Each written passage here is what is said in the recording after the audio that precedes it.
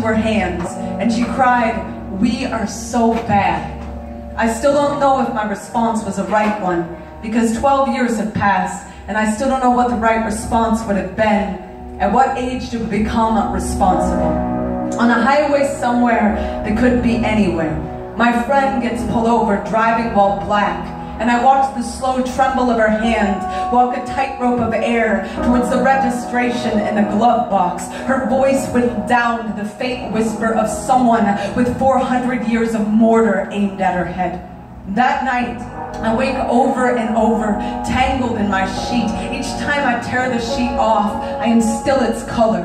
Lately, I only trust my skin when it is red with rage.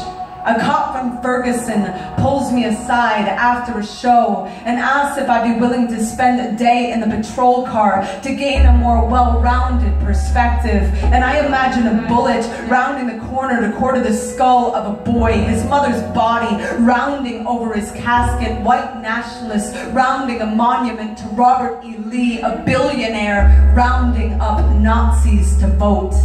The part of the poem, when the little girl broke down, was a part about the metal collars once locked around the necks of black slaves. The white woman in Louisiana who collected them, hung them on her wall as decoration, some of them as small as any of our hands, rounded into an O.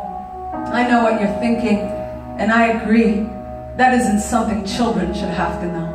Especially the children who have no choice not to know it, whose great-grandchildren still have to teach their children to walk home from school with their hands up, lest a bullet find them guilty of joy, lest they reach for their own lives like they own them, while the president's tongue swings like a nightstick in broad daylight, while he unravels the noose and asks to touch the dead's hair, while he tweets his prayers for Houston, for Florida, knowing thousands undocumented will refuse to evacuate the eye of a hurricane, now a safer refuge than this government knowing your name.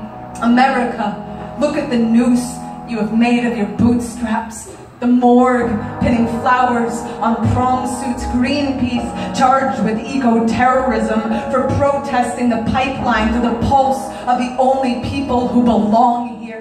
In the 5th grade, the native kids in my class had to stand up beside me and pledge allegiance to their own genocide, while the teachers taught us hate was an animal gone extinct. History, a book we could slam shut when the bell rang for recess, and still so many not safe to speak.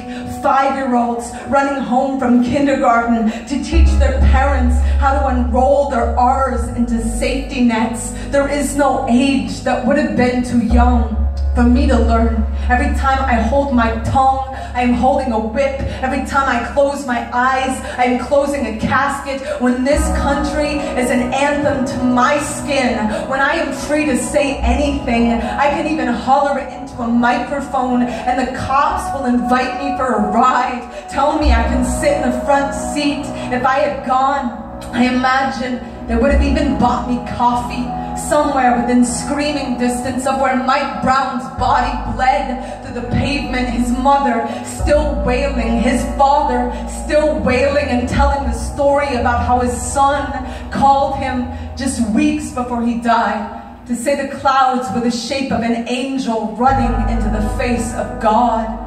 "Dad, I'm serious," he said. Then he sent his father a photo of the sky.